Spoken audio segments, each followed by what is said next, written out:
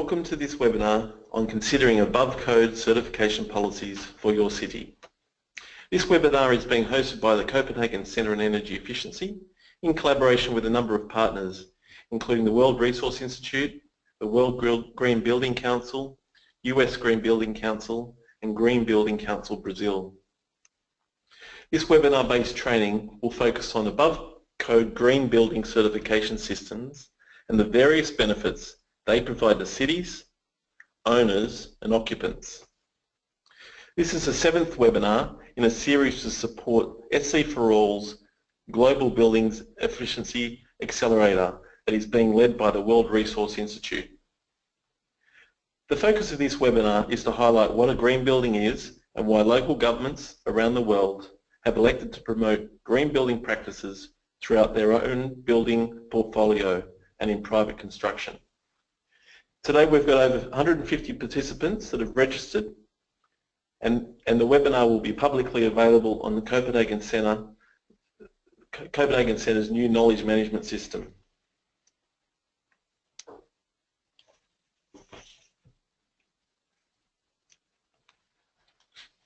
My name is Tim Farrell and I'm a Senior Advisor at the Copenhagen Centre on Energy Efficiency. The Centre conducts research and advisory activities in the field of energy efficiency and serves as an energy efficiency hub for SC for All. The Centre has an established network of global, regional and national partners with a broad range of stakeholders to help accelerate the implementation of energy efficiency activities. I'd like to briefly introduce the other speakers of today's webinar. Debbie Weyl is a Manager of Building Energy Efficiency at the World Resource Institute's Ross Centre for Sustainable Cities. Jonathan Laski is a Director of Global Projects and Partnerships at the World Green Building Council. Elizabeth Beardsley is a Senior Policy Counsel at the US Green Building Council. And Bill Updike is a Chief of the Green Building and Climate Branch in the District of Columbia's Department of Energy and Environment. Myra Macedo is a Coordinator of Institutional and Government Relations for the Green Building Council in Brazil. Today's agenda. We'll start with an overview of the Buildings Efficiency Accelerator and its work given by Debbie Weyl from the World Resource Institute. You'll then hear from Jonathan Laski from the World Green Building Council, who'll give a brief overview of the above code certification programs in cities. Then Elizabeth Beardsley from the US Green Building Council will provide an overview of green buildings. And we know that cities have turned to green buildings to meet their goals, and today Liz will tell us why. Bill Updike from the US Green Building Council will describe why Washington DC prioritised green buildings. He'll talk about what their motivation was, their rationale, and what benefits they've seen in Washington DC. And finally, Myra Macedo from the Green Building Council in Brazil will outline public policies in the city of Sao Paulo. We'll then conclude with a poll for participants where we'll ask 3 questions and then we'll follow that with a question and answer session. So I ask participants that have joined the webinar to feel free to post your questions during the webinar using the question function on your GoToWebinar panel. And if possible, if they could please indicate which speaker we'd like to address your question to. Today is the 7th webinar supporting SC for All's Building Efficiency Accelerator. This webinar today and all the webinars that have come before it are available on the Copenhagen Centre on Energy Efficiency's new knowledge management system that was released in May this year. I would now like to invite Debbie Weyl from the World Resource Institute to provide an overview of Building Efficiency Accelerator and its work.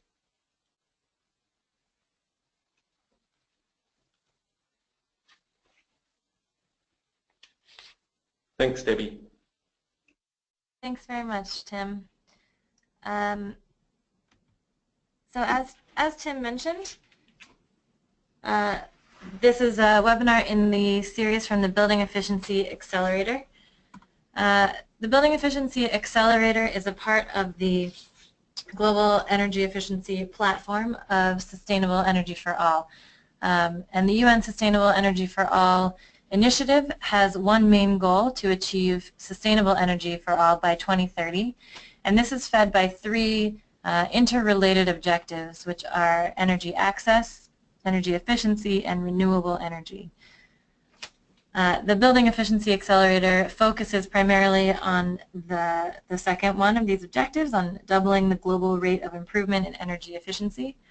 As I said, these are interlinked, and there are always ways to connect the building efficiency work with energy access as well and renewable energy. There are a number of energy efficiency accelerators on this platform, as you can see here, but we'll focus today on the Buildings Accelerator, which aims to promote sustainable building policies and practices worldwide.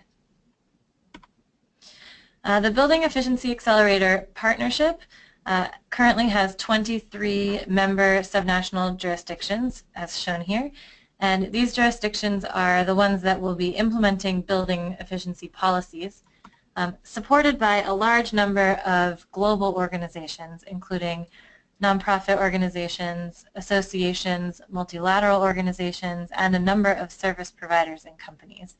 And these global organizations are organized into a number of thematic groups that will be providing technical assistance to all of the subnational jurisdictions. As many of us have discussed, and I'm sure will come up several times on today's webinar, building efficiency is extremely important. It has a very large impact on energy consumption and greenhouse gas emissions in the world. It has a large potential to reduce those impacts, and it has really long-lasting implications, even more than many other infrastructure decisions. Buildings last for 40 to 100 years or more, and poor choices can really lock in high impacts globally. And there are a number of benefits, economic, social, and environmental, that come from building efficiency. We've identified a number of actions, 8 main actions, that through implementing these, especially through partnerships among public-private partnerships, commitments from jurisdictions, these can really address the barriers which are largely institutional in nature to help jurisdictions improve the efficiency of their built environment. In the Building Efficiency Accelerator, cities are signing up to 3 main commitments. They are agreeing to implement 1 enabling policy on building efficiency, to implement 1 project on building efficiency that is visible to the community, and to track their progress by creating a baseline and reporting annual progress against that baseline, as well as sharing experiences with other governments. There are a number of things that the Building Efficiency Accelerator provides to cities in response to these commitments. They're all shown here, and the one we'll really be focusing on today is the second one on expertise and solutions, and specifically on above code certification policies. So with that, I will pass this over to Jonathan Laski for an introduction on the above code and certification work.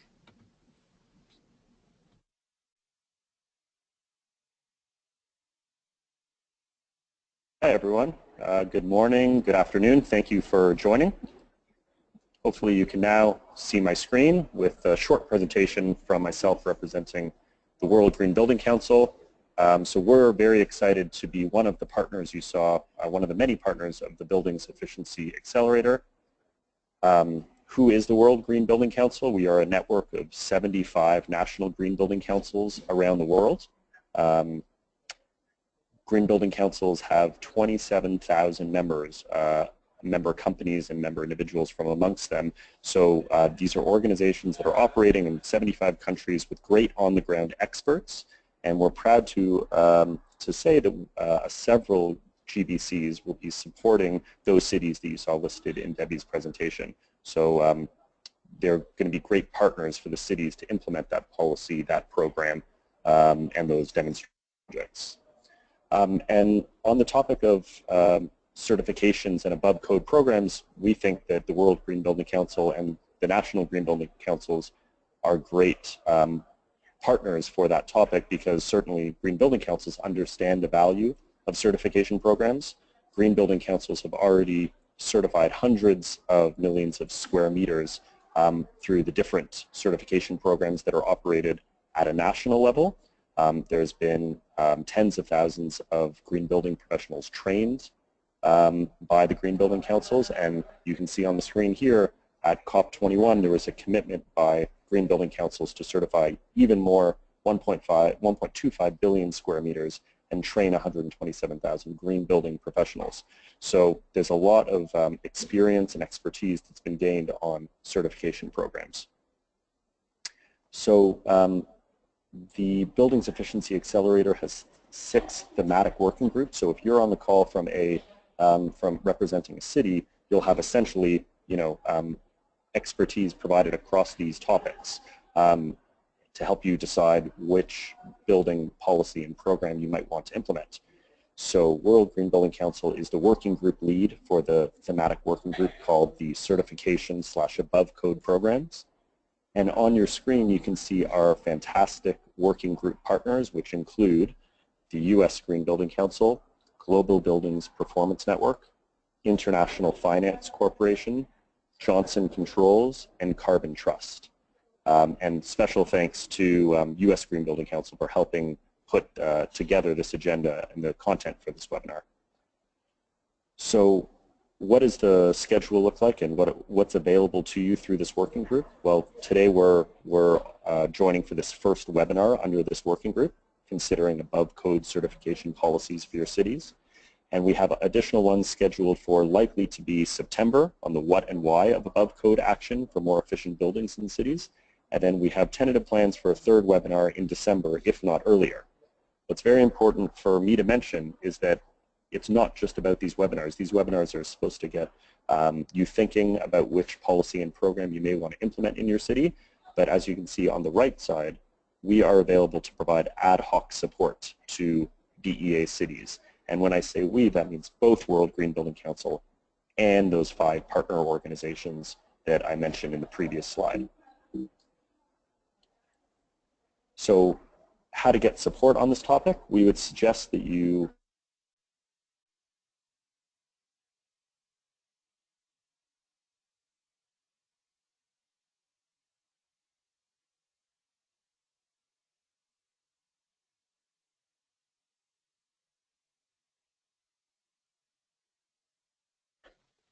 Hey, Jonathan. Jonathan, you've just dropped off. Are you there, Jonathan? Okay, I think that was one of Jonathan's last slides. He was talking about how to get support on this topic. Email the topic lead. They'll share partner resources and connect you with partners from who you want support from, and direct support from those partners as a follow-up. So now we'll move to Elizabeth Beardsley.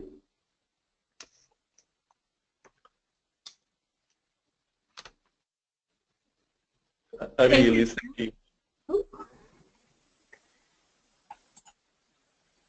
Here we go. Thank you so much. That was a great introduction. And welcome everyone who's attending today. Thank you for your time. Just a few minutes about the U.S. Green Building Council. We are a mission-driven nonprofit organization committed to a prosperous and sustainable future for all through cost-efficient, high-performing green buildings. Our primary building rating system, LEED, is now being used in over 155 countries, and we are very pleased to be a part of the Building Efficiency Accelerator. We know that together we can make our building stock more efficient with a comprehensive framework of technology, policy, capacity, and finance.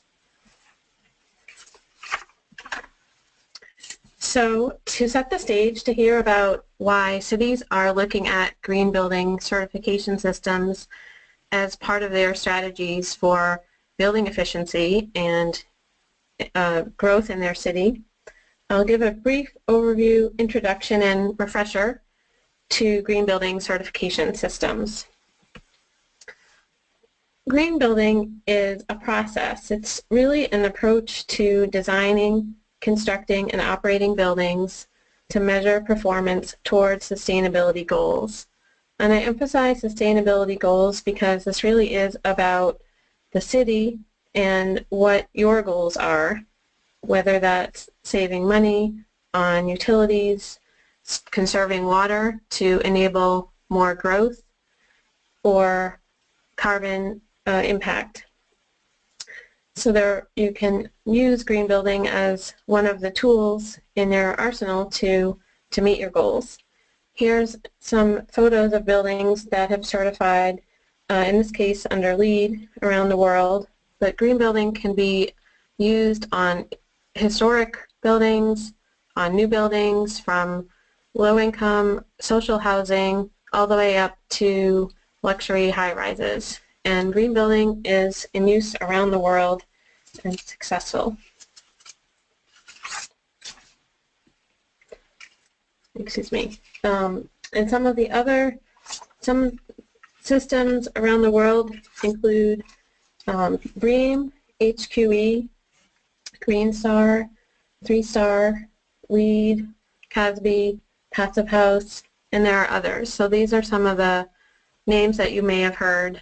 What I'll be talking about today is really some of the common elements and themes across green building certification systems. So some of the key features that are important to understand are the third-party review element of green building certification, and that's important to provide assurance and credibility for that label.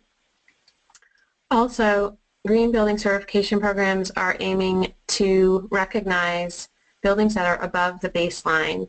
That might be a referenced baseline, the prevailing building practices in an area, or the building code, or some combination. So we're really trying to push the envelope of that higher tier of construction and retrofits to achieve more than you have to. Typically, there's a system of credits or points that may have some minimum requirements and some optional strategies as well. And systems are updated from time to time so that, in essence, as a green building certification program helps introduce some leading edge practices and those become common practices, then the bar has to be set higher as the bottom comes up. So the whole idea of green building certification is not just to only affect that top tier, but really to drive the whole construction market in an area to do better and perform better. And as we saw from those photos, green building certification programs address a range of building types, new and existing, and many of the systems have adaptations to address the specific characteristics of those other building types. Some of the themes that we see across green building programs include a focus on performance and measurement. So it's not just about checking the box of adding some feature, but really looking at how that feature is performing in the context of that building and looking at the building holistically. Life cycle analysis is also really important and is incorporated into many of the programs. So we have life cycle assessment where you can look at the impact on, for example, climate or energy use, either across the whole building or in some cases for specific materials. So in other words, not just looking at how this performs at the time of construction and day one when the building opens, but is that material going to be durable so it doesn't have to be put in a landfill in 10 years and have another material come in. So if you have a more durable material, that will reduce the overall footprint of the building if it lasts, say, twice as long. And life cycle cost analysis often looks at that as well in terms of the cost impact. So you might spend a little bit more to have a better insulated envelope and more energy efficient windows, but that will pay for itself over time as you have reduced utility costs. Another theme that we see are environmental product declarations and health product declarations, and these are ways that manufacturers of building products can announce what the potential impacts of their product manufacture and use and disposal will look like, so that building teams can compare, and that can help incentivize manufacturers to make choices and changes in their own process to reduce those impacts. Local materials is another important theme in green building. This can help not only the local economy, but also reduce the footprint by reducing transportation costs of materials. And innovation is another key feature across green building, where there can be ways to test out different approaches to buildings and strategies and see what works. And finally, flexibility is an important consideration. So looking at how they work in practice, generally green building certification programs will have categories of building impacts or strategies. Most of them include an environmental or sustainability category, and many include human health and wellness, and a few include a social and or an economic category as well.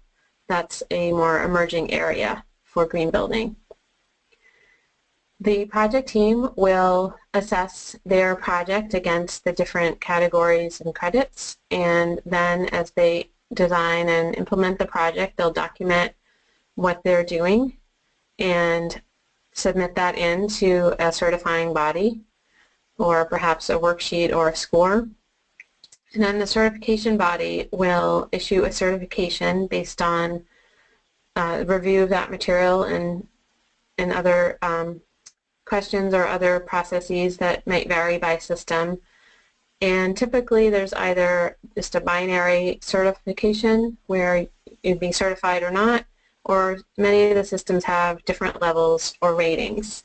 So for example, BREEAM has the levels from pass, good, very good to excellent.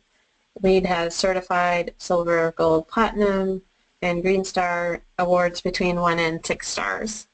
It just gives you a flavor of the way that these programs work. And just here's an example of the way the categories might be laid out, and they're a little bit different in different systems, but generally there's a recognition of the site location and how the building location impacts transportation use over the life of the building. There's some sustainable site strategies, including stormwater. There's water efficiency, energy and atmosphere, which includes energy efficiency. There are material and resource considerations, and then indoor environmental quality, which includes indoor air quality.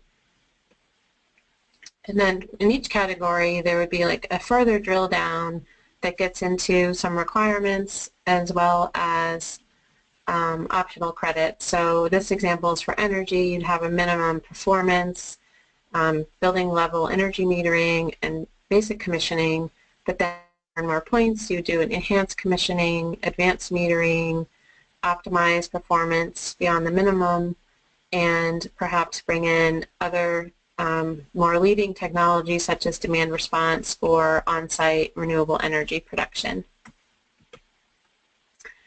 So certification models are an important consideration for cities in how they promote accountability and provide assurance. The process of documentation, in some cases operating data for existing buildings depending on the system that's being used, and third-party review provide a value add to cities who are considering green building certification programs for their own buildings or for their policy structure. So these models will provide, compared to building codes, that additional work that goes beyond the typical resources that are available for code compliance, and they're also specifically pushing building projects to go beyond just the minimum code requirement and using best practice strategies and leading technologies. So these programs really pull together in an integrated way different elements to drive superior building performance. So this example, focusing on building energy systems, you would take a good envelope and marry that with efficient HVAC appliances, use daylighting to reduce your lighting load, and then advanced lighting technology, and then layering on that, commissioning, perhaps on-site renewable energy and demand response to really deliver a superior building.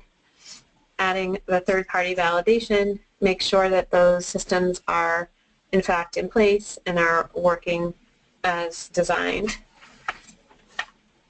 So there are many benefits for cities of using green building certification systems, and there have been many studies done showing energy and water savings as well as cost savings. The numbers vary, of course, by the system and depending on what the baseline comparison would be, but it's typical in some of the published studies to see numbers from 25% to 30% or more in savings for energy over code. And of course, you can push buildings all the way to net zero, which is even potentially more significant. What sometimes people don't recognize is beyond the energy and water savings, which are very important. There's also savings that may be important to a city, for example, by reducing the solid waste that's created from construction and over the life of a building. So that can relate to landfill space as well as greenhouse gas emissions from methane and transportation of that waste, all which can be challenging for cities. One study showed that green office buildings compared to conventional produce 50% less greenhouse gases related to the water efficiency, almost 50% less related to the solid waste, and about 5% less just related to the transportation savings of the building occupants. So these can really add up. So some of the benefits to cities from certification programs include the assurance that's provided from that third-party review, value creation in the local real estate market, new market development. Green building has many small business opportunities for materials and services.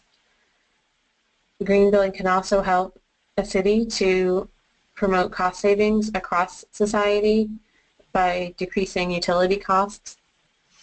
There are potential health and productivity gains from building occupants and residents, and supporting skill development in the building workforce can be an important factor that's been studied and documented as well. And green building can be a competitive distinction for the city in attracting additional developers. Other factors include education, stakeholder collaboration, and providing opportunities to demonstrate new technology.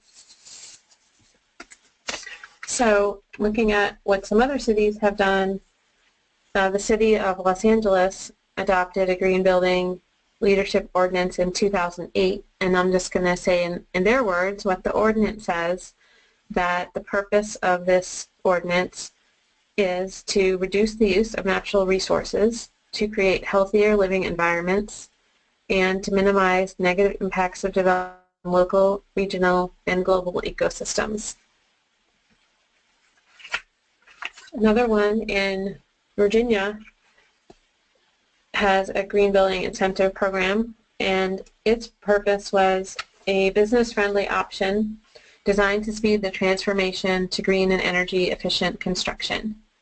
So we know that when some buildings in a market start being greener and using these strategies, that can spread, and that's really one of the great benefits of these programs. So cities and their citizens have a lot to benefit from by incorporating green building certification into their strategies. And we are now happily going to hear directly from Bill Updike from the District of Columbia. So I will transfer over to Bill.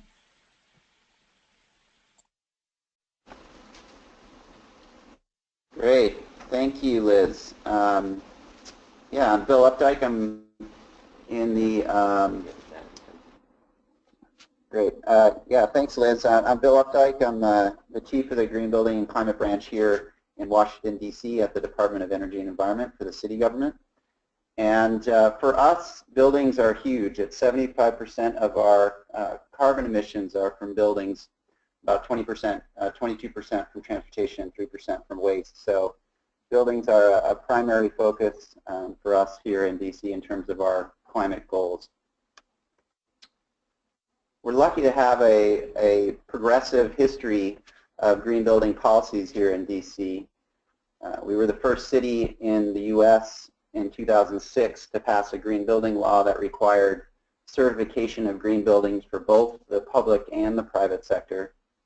In 2008, we were the first city in the U.S. to pass an energy marking requirement, which also that same legislation created our sustainable energy utility, which is our energy efficiency program for the city.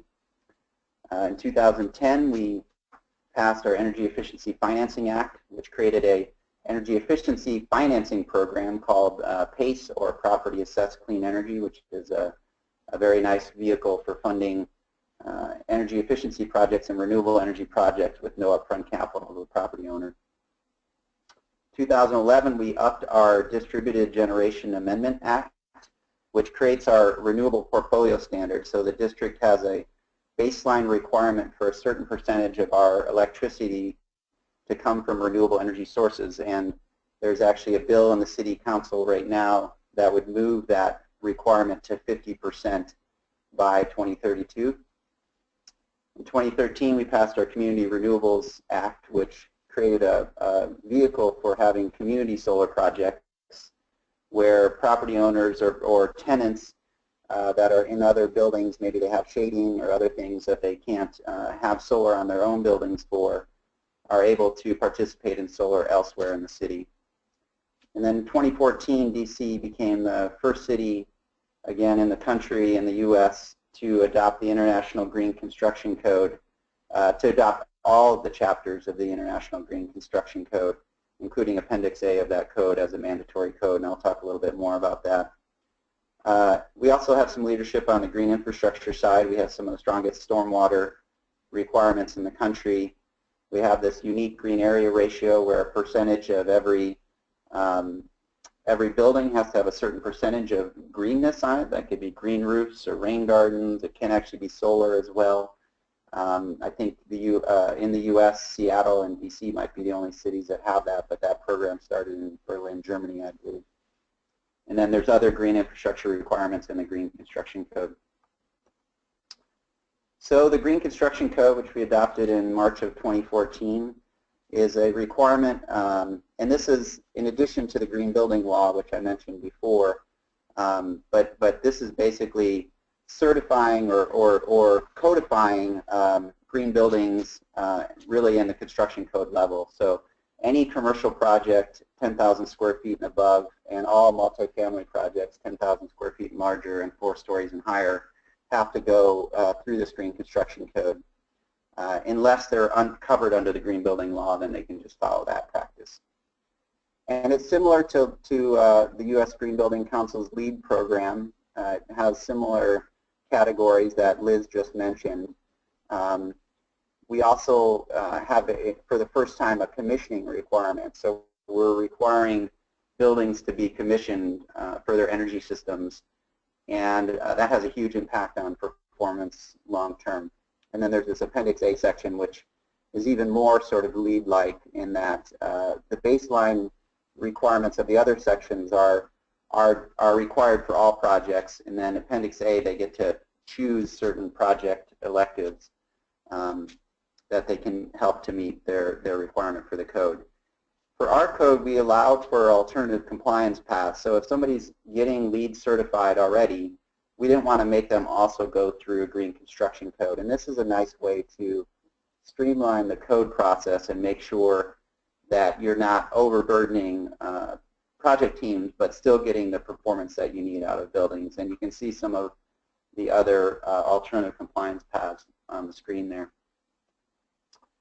So you can see that green building law passed in 2006, and you can see what hit, at that sort of same moment there. It was sort of like the epic moment in DC's history, I guess, at least in terms of green building. That hockey stick chart of Energy Star. This is for Energy Star certified buildings. That it's really kicks up dramatically in 2006 there.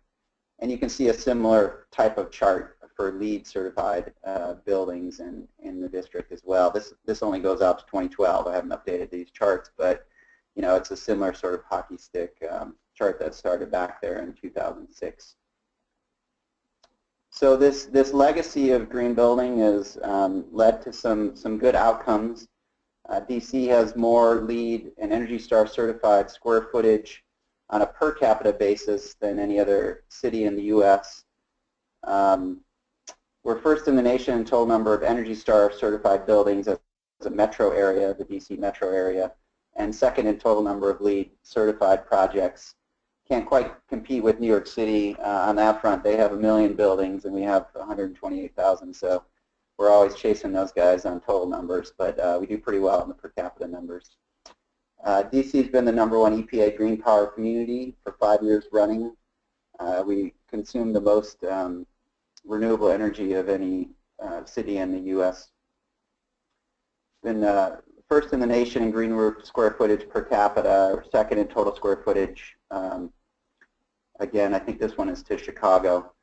And then second in alternative transportation, 56% of the trips are by transit, walking, or bike, and I think New York is first in the U.S. on that front as well. So there's some good outcomes that have come from the policies we've enacted to date. But we know that we need to do a lot more. Green buildings and codes and LEED, green building laws and codes and LEED are great, but it's not enough to get us to true sustainability. Meaning buildings that are actually beneficial to the planet and not detrimental to the planet. And we have more challenges. We have about 850 certified buildings in Washington, D.C. out of a total of 128,000. So it's those existing buildings that are always the challenge for cities that we're all trying to figure out. On the square footage front, or the square meter front, for those of you who are on that program, the story's a little bit better, I guess. In DC, we have 125 million square feet, or 10.7 million square meters, and out of the 730 million square feet total in the city, or 67.8 square meters.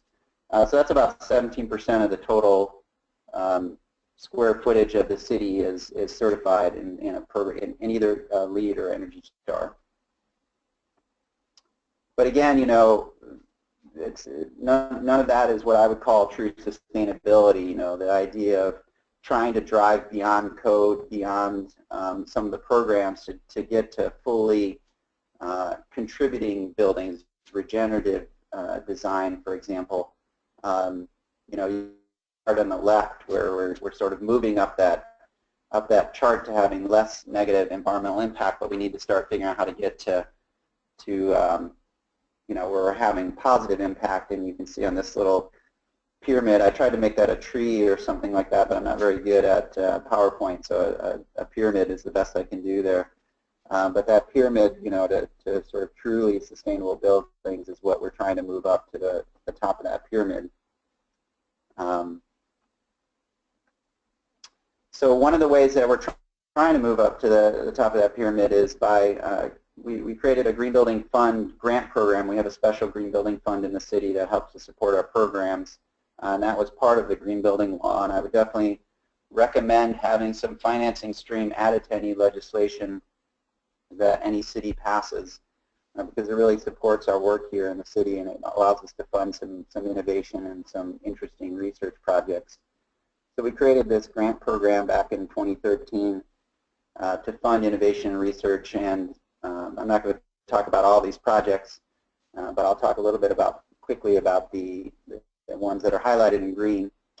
In 2013, we funded a project where we looked at the differential first costs of building net zero energy and living building challenge projects in DC. And you can think of living building challenge as sort of like LEED on steroids, I guess. It's another certification program that came out of a local US Green Building Council chapter up in the Pacific Northwest. And so I would recommend folks looking up the living building challenge as well. The financial study showed the differential first cost, but also showed the long-term value, actually short-term value in our case, because the financials for solar are so good. We can show net zero energy buildings having a simple payback around 3 years in DC and a return on investment of about 33 to 38%, depending on the building typology. So the financials are spectacular, and that's helpful for us when we go to the private sector to pitch net zero energy and living building challenge type projects. 2014, we worked on greening our local real estate listing system for single family homes. So we did a bunch of data analysis that showed the benefit of building green homes in DC, and it turns out it's about a 4% gain in property value for having a green home and selling a green home in the district. So that's helpful for trying to inspire developers to build more green homes. We've also been working on green appraisals, so we're training the appraisal and banking community about the increased value of green buildings so that they actually include that in the appraisal process, because it's hugely important for the financing of green building projects and deeper green building projects in particular. We also funded a smart buildings plan where we're trying to do citywide energy modeling and water and waste modeling, and to get a sense of how to test the efficacy of our policy making against these models to figure out what we're doing right and what we're doing wrong. In 2015, we funded a microgrid district energy potential study where we looked at citywide where the best deployment of early deployment of microgrids would be, and we did a map and some technical analysis, which will be available to other cities here pretty soon, that showed how we could determine at a city scale where microgrids could be deployed. And in 2015, we also funded research that's looking at the creation of a green bank in DC, incentive structures for deep green buildings, meaning net zero and living building challenge kind of level of buildings. And we're also looking at revenue neutral carbon pricing as a possibility here. In 2016, we're funding some behavior change and competition work for multifamily residential, where we're getting buildings to compete against each other for efficiency and to try to improve their energy efficiency and water efficiency in buildings. And then we're also this year funding a project where we're looking at the Living Community Challenge. So this is the Living Building Challenge at the neighborhood scale, and doing some planning for some of the large-scale development sites in the city. So this is all kind of beyond code work that we're trying to move up that pyramid towards true sustainability with. So really briefly, I'll just show you some of the outcomes of that net zero study that I mentioned that shows, if you look sort of down at the bottom of that chart, the simple paybacks of, between 2.7 and 3 years, and the ROIs between 33 and 37%, pretty spectacular financials. And a big reason why that is because the financials for solar in DC are so good, because we have a local carve-out for solar in our renewable portfolio standard that creates a really nice financing mechanism for projects and incentives for that. So some other things that we're working on here in DC that are kind of beyond code. I mentioned a few of these already, but I'll just run through them quickly. So we have some smart city efforts. This is a very small list of the many things that are happening in the smart city space in DC, but we've worked with a company called Weyl to do a solar map, a solar potential map of every building in the city, so a property owner can click on their building and within a minute basically figure out what a solar array would look like on their building, what the financials would look like, and what the environmental attributes of that would look like, and then connect them with solar companies to provide resources and next steps. We also have the ability through the smart meter distribution network. We have smart meters in every building in DC now. We have the ability to do virtual energy audits of every building in the city. We haven't done this yet, but we're trying to figure out how to make it happen. Where the same thing as the solar mapping tool, a property owner could click on their building and figure out what the energy efficiency potential is and what the financials would look like. We're looking at updating our green building law. It's, it was back in 2006 that we passed that, and that's 10 years. And in green building terms, it's sort of like dog years because things move so quickly in the green building world. So 10 years is a really long time, so we need to kind of up our game on our green building law. Also, a city council, I think I mentioned this before, is looking to update our renewable portfolio standard to a 50% renewable requirement by 2032. And they're working through votes on that right now. I mentioned already the creation of a green bank. We're working on also the creation of a single-family green building program, which we haven't had to date. Commercial and multifamily buildings account for, of that 75% of the global, of the citywide carbon emissions, commercial and multifamily account for about 75 to 80% of that portion of the carbon emissions, and so they've been our primary focus to date, but we're working on building a single-family green building program that would sit on top of the energy code for single-family that we already have, and looking at things like creating a net zero energy requirement for new construction in this code cycle for residential, or maybe the next code cycle, and then moving, for a net zero code requirement in commercial and multifamily sometime in the 2020s as well. We're updating right now, like I mentioned, the energy code and the green construction code, and we're going to be at least placing stretch codes and creating a net zero code, so we've sort of put the flag in the ground and let people know this is where we're going in the future, but hopefully tying some incentives to those beyond code possibilities, for net zero and other things in this code cycle as well. One of the other things we've done that is very easy actually for other cities, I think, to implement is we're now allowing in our request for proposals, I think they call them tenders in other places in London and elsewhere, we now have language that gives project teams additional points in consideration if they are designing to net zero or living building challenge kind of levels of performance. They get additional points in consideration and can move up to the top of the heap there for picking teams for those requests for proposals. And that was something that was very easy to do and implementable easily in other cities. We're also working with the organization Eco Districts. We have 3 target cities projects under that program.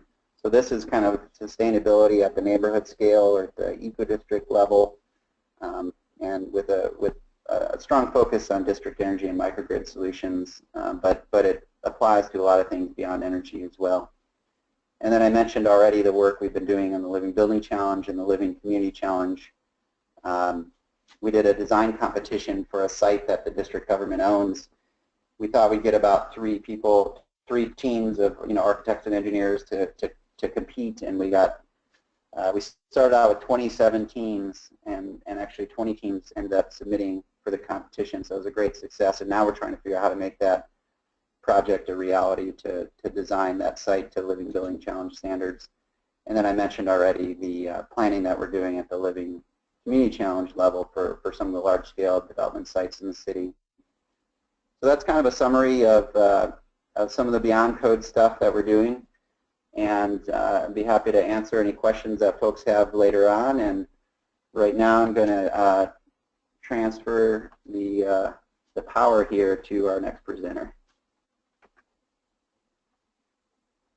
Thank you very much.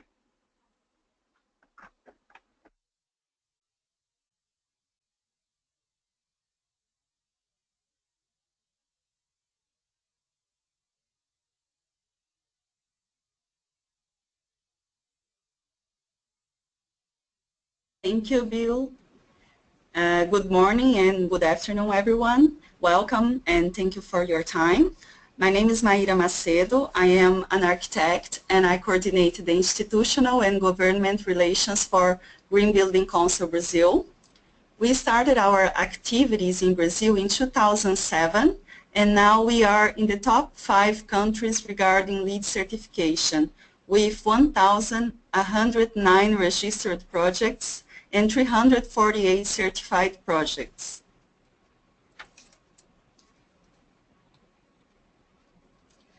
Today I will briefly talk about 2 public policies that are being adopted in the city of São Paulo and demonstrate how they will positively impact the green building industry.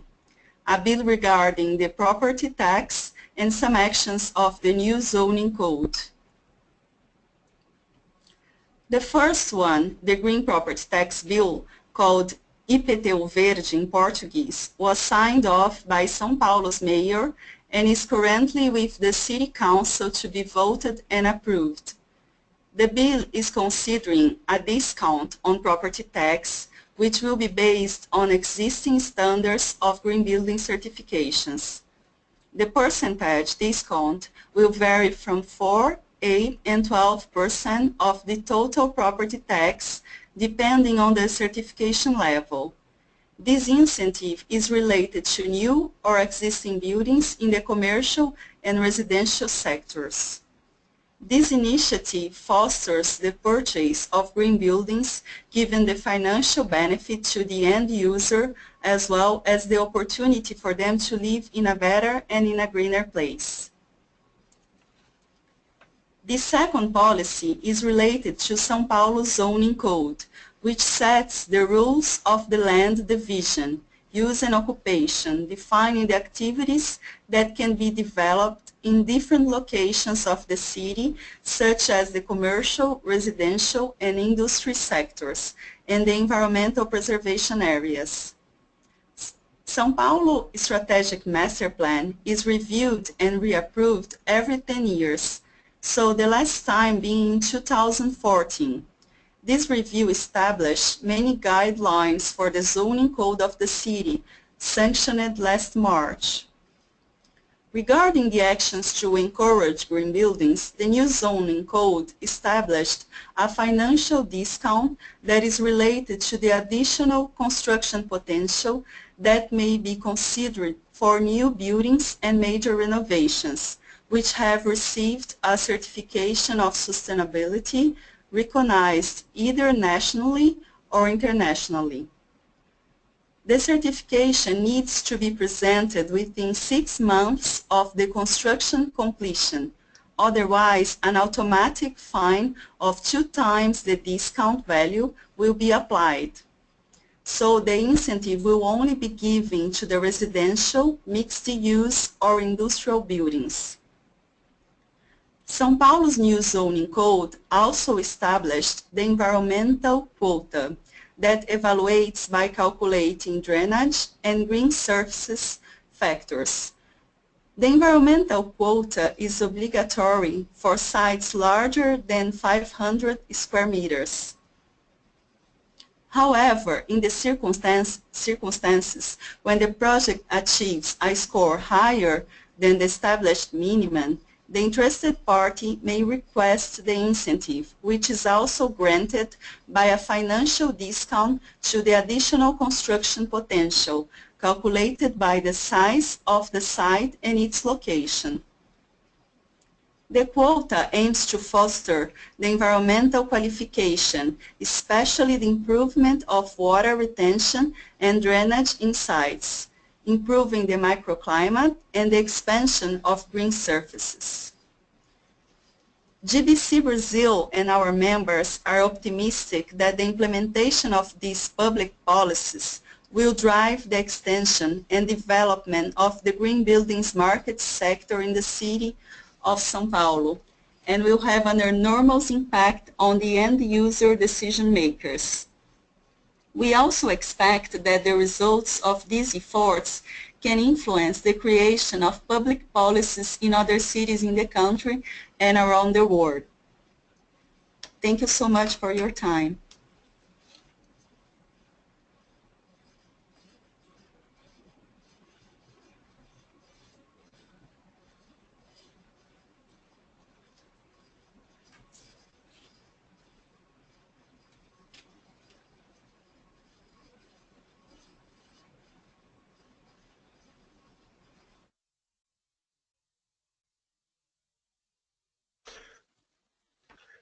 I'd like to thank all our presenters. They were a fascinating package of presentations and very interesting. Thank you all very much. And what we're going to do now, we're going to try to take a quick poll of participants. If this works, we've got a series of 3 questions. You'll see the first on your screen. What best describes your role in city policy? So if all the participants could select one of those.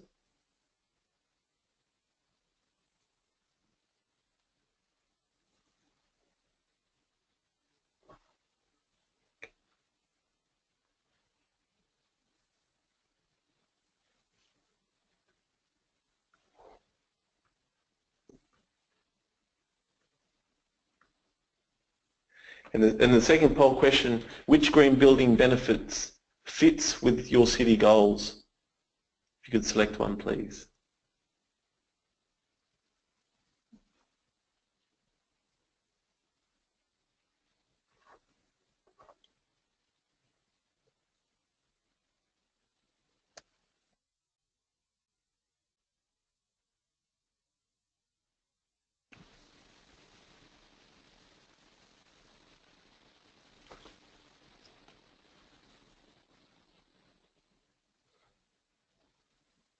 Okay. So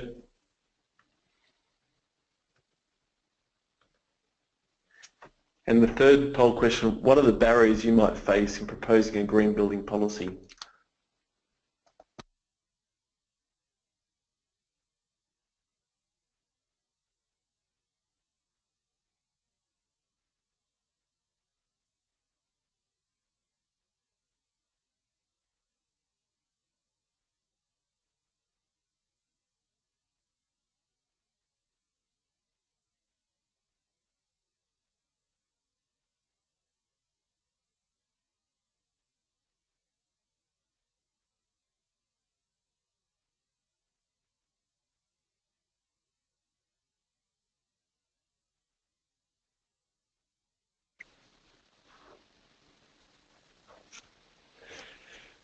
Thank you. So when we'll release the results when we come back, but I can tell you that for the last question, what were the barriers you might face in proposing a green building policy?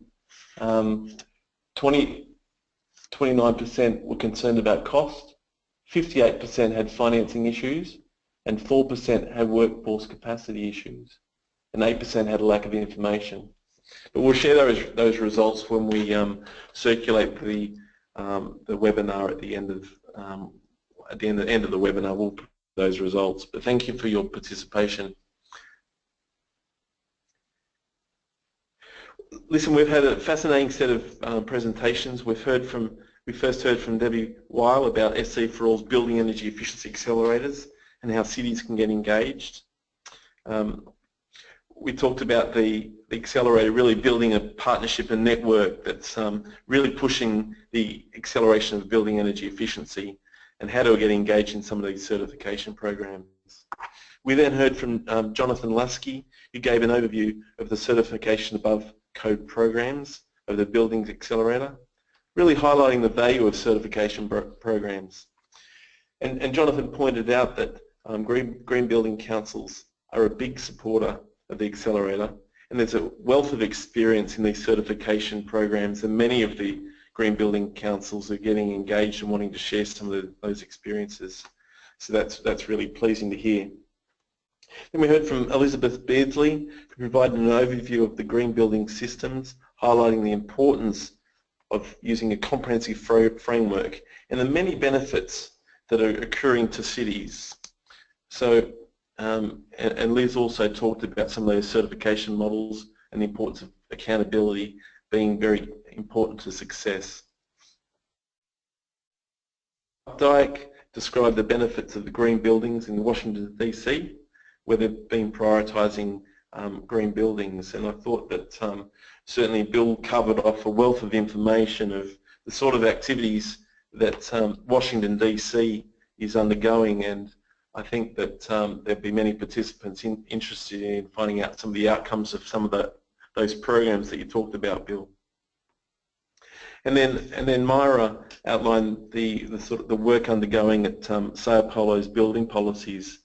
She talked about the range of things in place, like the green property tax bill, the strategic master plan, and new zoning codes that are really helping to improve the certification of buildings in Sao Paulo. So listen, absolutely fantastic presentations. Thank you all so much. And we'll come to, we have had a lot of interest and questions coming in. I might pass the first one to Debbie. Debbie, there was a question about how you were integrating with C40 program of ICLEI. As you know, ICLEI is the Local Governments for Sustainability. So in terms of the Energy Efficiency Accelerator platform in relation to the Buildings Accelerator, are you engaging with these local governments like ICLEI? And the other question was in relation to, are you involved in, is your program also involving United Nations Environment Program, UNFCCC and Habitat, some of those other bigger partners? So a question for you, Debbie. Absolutely. Thank you, Tim. So yes, we are certainly integrating with C40, with the UN, primarily through UNEP, and all of these international groups. So the theory behind the Building Efficiency Accelerator is that there is a lot of good work already going on, and we're trying to convene all the partners together to really bring all those solutions together and provide them to cities. UNEP is one of the leads of the accelerator, and manages the work that we do along with the World Resources Institute. And so we work very closely with UNEP. We also are working with the Global Alliance for Buildings and Construction, which came out of COP21 and is sort of related to what's going on with some of the UN organizations.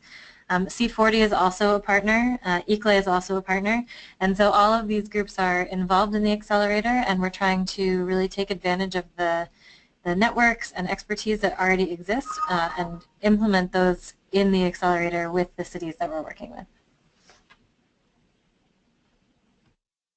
Thank you very much, Debbie. I've got a couple of questions for Liz. Liz, participants are wondering, how can the project owner prove to you that the information that's provided is actually true and correct? And also, can you explain what changes are required to move buildings from non-green to green building segments? Thanks, Liz.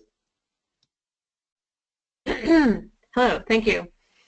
Yes, so the certification systems have processes to verify that the different requirements and optional credits are actually met. That's a combination of the project team submitting documentation, so they might, for example, submit an energy model of the building. They might send in spec sheets that show the equipment being installed. They might even show photographs of the installed equipment, and in some cases there might be on-site visits. That varies depending on the building type, the system, and the location. But there's a variety of ways that are built into each system to provide that verification to make sure that the building really is what the certifying body believes it to be.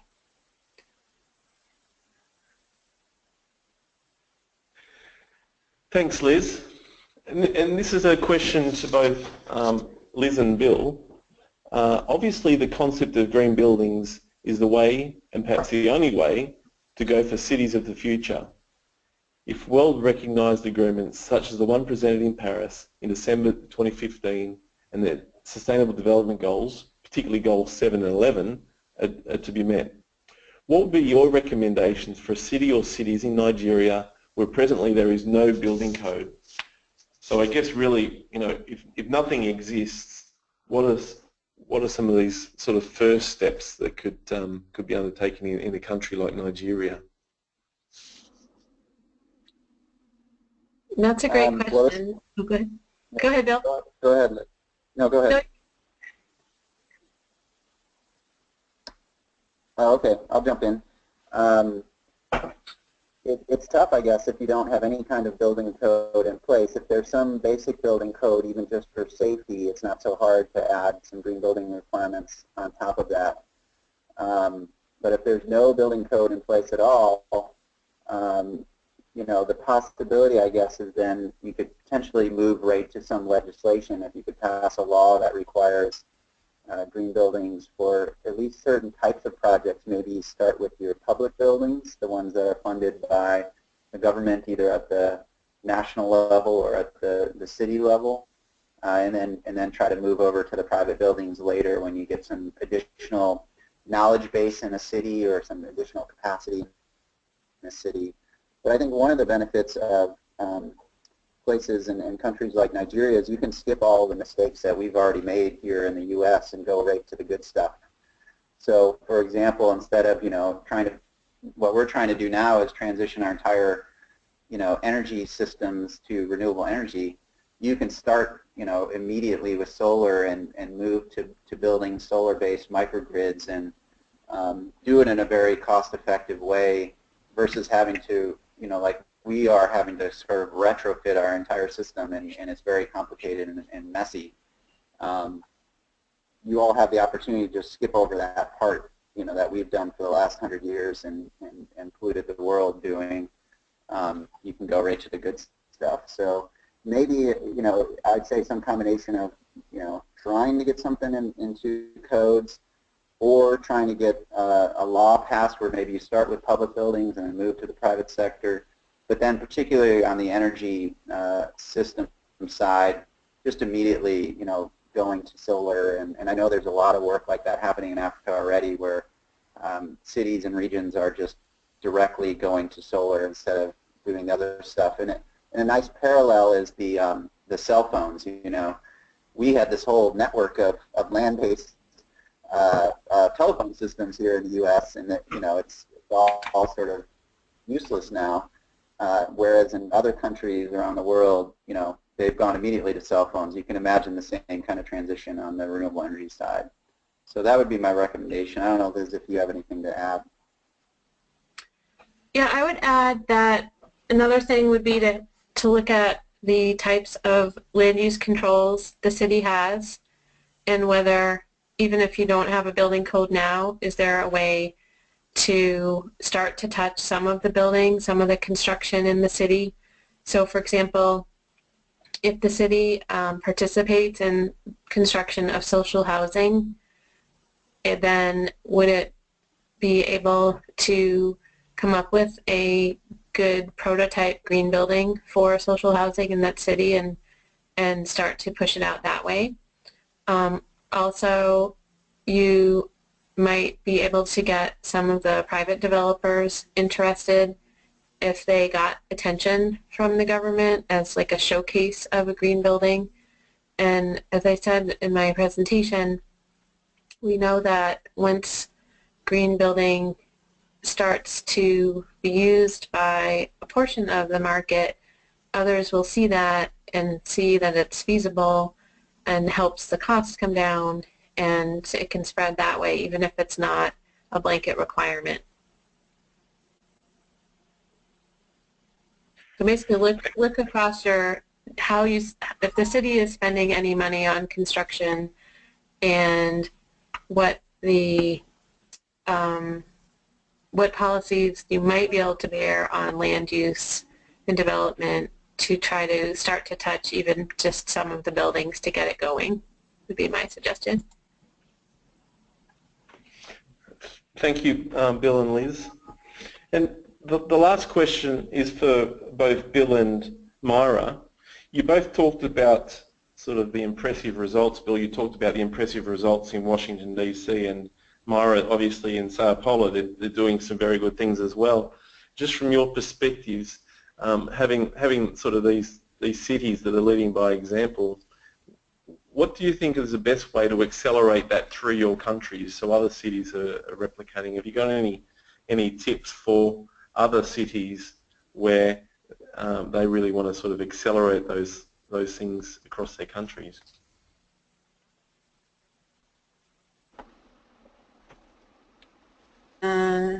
Yes, São Paulo is the biggest city in Brazil, and usually the change starts by here. So we are doing a hard work promoting these good practices that the government here is doing, and to try to reply to other cities. So we think São Paulo always start the movement here in Brazil, and then the other cities follow as the experience of São Paulo. The other cities follow what we are doing here. So by USGBC Brazil, we are trying our best to promote the good practices, to as an example, to bring as an example to the rest of the country and the rest of the municipalities.